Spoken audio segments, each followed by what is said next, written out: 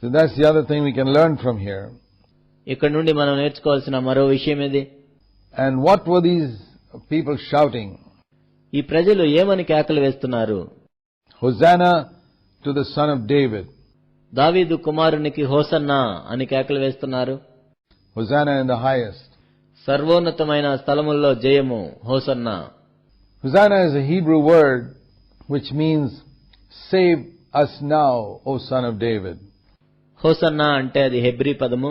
దాని అర్థం ఏంటంటే దావీదు కుమారుడా మమ్మల్ని ఇప్పుడు రక్షించు అని. Save us now, O Son of David. ఓ దావీదు కుమారుడా మమ్మల్ని ఇప్పుడు రక్షించు. Of course, their understanding of salvation was to be saved from the Roman rulers who were ruling Israel. అప్పుడు వాళ్లకు రక్షణ అంటే ఏంటంటే రోమా పరిపాలకులు ఇశ్రాయేలును పరిపాలిస్తున్నారు, దాని నుండి విడుదల పొందటమే వాళ్లకు అప్పుడు రక్షణ. అదే వాళ్ళు అర్థం చేసుకున్నారు. They were not asking to be saved from sin. పాపము నుండి రక్షించబడాలని వాళ్ళు అడగటం లేదు. But Jesus didn't come to save them from the Roman rulers. రోమా పరిపాలకుల నుండి విడిపించడానికి యేసుక్రీస్తు ప్రభు రాలేదు. He came to save his people from their sins. ప్రజలను వారి పాపముల నుండి రక్షించడానికి యేసుక్రీస్తు ప్రభు వచ్చారు. That's the meaning of the name of Jesus. అదే యేసు అనే పేరుకు అర్థము. But they were saying, save us now, Son of David. దావీదు కుమారుడా మమ్మల్ని ఇప్పుడు రక్షించు అని వాళ్ళు కేకలు వేస్తూ ఉన్నారు. Save us now. మమ్మల్ని ఇప్పుడు రక్షించు. Here, you who have come from the highest, save us now. నీవు సర్వోన్నతమైన స్థలముల్లో నుండి వచ్చావు, ఇప్పుడు మమ్మల్ని రక్షించు. And blessed is he who comes in the name of the Lord. ప్రభువు పేరట వచ్చువాడు స్తుతింపబడునుగాక. That's the meaning of Hosanna. అదే హోసన్నా అంటే అర్థము. A lot of people sing that word in Christian songs today without understanding what it means. ఈనాడు క్రైస్తవ పాటల్లో అనేక మంది ఈ పదాన్ని పాడుతూ ఉంటారు అర్థం తెలియకుండానే. In passing, let me mention this, dear brothers and sisters. నా ప్రియ సహోదరి సహోదరులారా, ఈ విషయాన్ని నేను మీతో ప్రస్తావిస్తాను. Don't ever sing something to God which you don't mean. అర్థం లేకుండా దేవునికి ఏది నీవు పాడవద్దు. Do you ever go up to your dad or mom and say something that you don't mean? నీవు ఒక విషయాన్ని చెప్పదలుచుకోకుండా నీ తల్లిదండ్రుల దగ్గరికి వెళ్లి ఆ విషయాన్ని నీవు చెప్తావా? Do you ever use a meaningless word to your dad or mom? నీ తల్లితో కానీ తండ్రితో కానీ అర్థం లేని మాటలను నీవు మాట్లాడతావా? Do you go to them or to a brother and use a word which you don't even understand what its meaning is, just because other people are using it? నీవు ఒక సహోదరుని దగ్గరికి వెళ్లి అసలు నీకే అర్థం తెలియని ఒక మాటను మాట్లాడతావా, ఏదో ఇతరులు ఉపయోగిస్తున్నారని? That's foolish. అదెంతో బుద్ధిహీనత. When we speak to someone, we always know what we're talking about. మనం ఎవరితో అయినా మాట్లాడుతున్నప్పుడు మనం ఏం మాట్లాడుతున్నామో మనకు అర్థమవుతుంది. We speak in language that we understand. మనకు అర్థమయ్యే భాషలో మనం మాట్లాడతాం. We should never use words that we don't understand. మనకు అర్థం కాని మాటలను మనం ఉపయోగించం. Even if you say hallelujah, you must know what hallelujah means. నీవు హల్లెలూయా అని చెప్పినా కూడా హల్లెలూయా అంటే అర్థం ఏంటో తెలియాలి. That's not an English word, it's a Hebrew word. అది ఇంగ్లీషు పదం కాదు, హెబ్రీ పదం. A combination of 3 words, which means praise the Lord. అది 3 మాటల కలయిక, అదే ప్రైజ్ ద లార్డ్, దేవుణ్ణి స్తుతించు. Amen, that's not an English word. Amen అనేది కూడా ఇంగ్లీష్ పదం కాదు. You must know what it means. దాని అర్థం ఏంటో నీకు తెలియాలి. Amen means it shall be so. Amen అంటే ఇలాగు జరుగునుగాక అని అర్థము. It's an expression of faith. అది విశ్వాసమును వ్యక్తపరచటం. I believe what I prayed, it will be so. కాబట్టి నేను ప్రార్థన చేశాను, అది ఆ విధంగా జరుగుతుందని నమ్ముతున్నాను. So it's important for us to know everything we say. కాబట్టి మనము చెప్పేదంతా కూడా మనం తెలుసుకోవటం ఎంతో ప్రాముఖ్యమైన విషయం. There's nothing wrong in using these words. ఈ మాటలు ఉపయోగించడంలో తప్పేమీ లేదు. You can pray to God and use words in any language. నువ్వు ఏ భాషలోని పదాలనైనా ఉపయోగించి దేవునికి ప్రార్థన చేయొచ్చు. You can speak in an African language if you like, or Russian, or whatever you like. కావాలంటే నువ్వు ఆఫ్రికా భాషలో రష్యా భాషను కూడా ఉపయోగించవచ్చు. But know what you're saying. కానీ నువ్వేం చెప్తున్నావో నువ్వు తెలుసుకోవాలి. That's the important thing I'm stressing.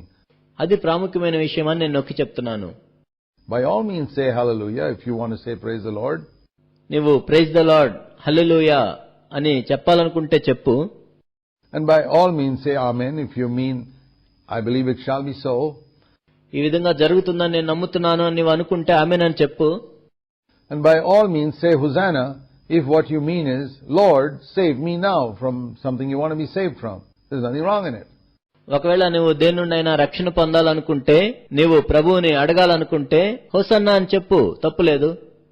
But don't ever sing meaningless words to God like multitudes of Christians are doing today.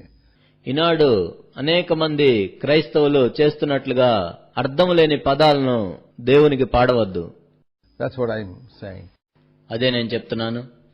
People get taken up with the word and they keep on singing it. ప్రజలు ఏదో ఒక మాటను తీసుకుని దాన్నే పాడుతూ ఉంటారు.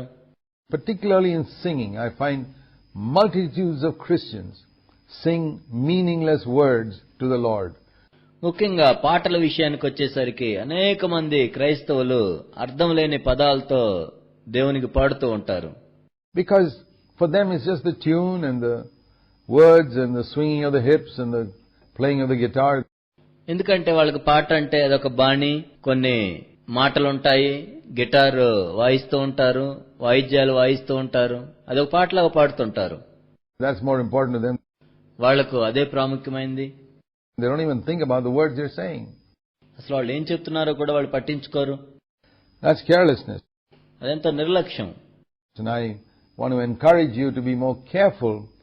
కాబట్టి నేను మిమ్మల్ని ప్రోత్సహిస్తున్నాను, మీరు పాటలు పాడేటప్పుడు ఎంతో జాగ్రత్తగా ఉండాలి. You know, it says in Ecclesiastes in chapter 5 that we must be careful with our mouth when we go into God's presence. ప్రసంగి 5వ అధ్యాయంలో ఈ విధంగా చెప్పబడి ఉంది, మనము దేవుని సన్నిధిలో ఉన్నప్పుడు మన నోటి మాటలు ఏ విధంగా ఉన్నాయో మనం చూసుకోవాలి. Ecclesiastes 5 says, guard your steps when you go into the house of God. And verse 2, Ecclesiastes 5:2, don't be hasty in word or impulsive in thought to bring up a matter in the presence of God, because God is in heaven and you are on earth, therefore let your words be few. ప్రసంగి 5:2, నీవు దేవుని సన్నిధిని అనాలోచనగా పలుకుటకు నీ హృదయమును త్వరపడనీయక నీ నోటిని కాచుకొమ్ము. దేవుడు ఆకాశమందున్నాడు, నీవు భూమి మీద ఉన్నావు, కావున నీ మాటలు కొద్దిగా ఉండవలెను. So when you promise something to God, verse 4, don't be late in paying it, because He takes no delight in fools. నీవు దేవునికి మ్రొక్కుబడి చేసుకుని ఎడల దాన్ని చెల్లించుటకు ఆలస్యము చేయకము, బుద్ధిహీనుల యందు ఆయనకి ఇష్టం లేదు. 4వ వచనము. Pay what you vow. కాబట్టి నీవేదైతే మ్రొక్కుబడి చేసుకున్నావో దాన్ని చెల్లించు. It is better that you don't make a promise than you make a promise and don't keep it to God. నీవు మ్రొక్కుకొని చెల్లింపుకుండుట కంటే మ్రొక్కుకొనకుండుటయే మేలు. So be very careful, because in many words, verse 7, there is emptiness. కాబట్టి నీ మాటల విషయంలో జాగ్రత్తగా ఉండు, అధికమైన మాటలు నిష్ప్రయోజనములు. 7వ వచనము. So fear God. కాబట్టి దేవుని యందు భయభక్తులు కలిగి ఉండు. There can be a lot of emptiness in many words, particularly in prayer. అనేకమైన మాటల్లో ఎంతో నిష్ప్రయోజనం ఉంటుంది, ముఖ్యంగా ప్రార్థనలో. People pray all these flowery words in prayer, trying to impress God. అనేక మంది ప్రార్థన చేసేటప్పుడు ఏవో గొప్ప గొప్ప మాటలు పలికి దేవుణ్ణి ఏదో ముగ్ధుడిని చేద్దాం అనుకుంటారు. God's not impressed. దేవుడు వాటికేమీ ముగ్ధుడవడు. He's more impressed by a sincere cry that comes out from somebody's heart. ఒక వ్యక్తి హృదయంలో నుండి వచ్చే నిజాయితీ కలిగిన మొర్రనే దేవుడు వింటాడు, దానికే ముగ్ధుడవుతాడు. God's not impressed with flowery language. ఏదో గొప్ప గొప్ప మాటలు చెప్పి ప్రార్థన చేసినంత మాత్రాన దేవుడేమీ ముగ్ధుడైపోడు. He's a father. ఆయన తండ్రి. And just like we don't go to our earthly fathers with flowery language, మన భూ సంబంధమైన తండ్రి దగ్గరికి వెళ్లి ఏదో గొప్ప గొప్ప మాటలు చెప్పి మనం ఏ విధంగా అయితే అడగమో, we can go to God as our heavenly Father. దేవుని దగ్గరకు మన పరలోకపు తండ్రి వలె మనం వెళ్ళవచ్చు. And we must mean every word that we say. కాబట్టి మనం చెప్పే ప్రతి మాట కూడా అర్థవంతంగా చెప్పాలి. I say this because I see so many people using words like this which they have never bothered to find out what they mean.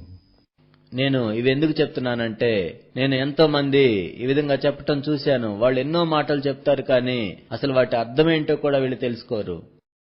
I say that in passing. కాబట్టి దాన్ని నేను ప్రస్తావిస్తున్నాను.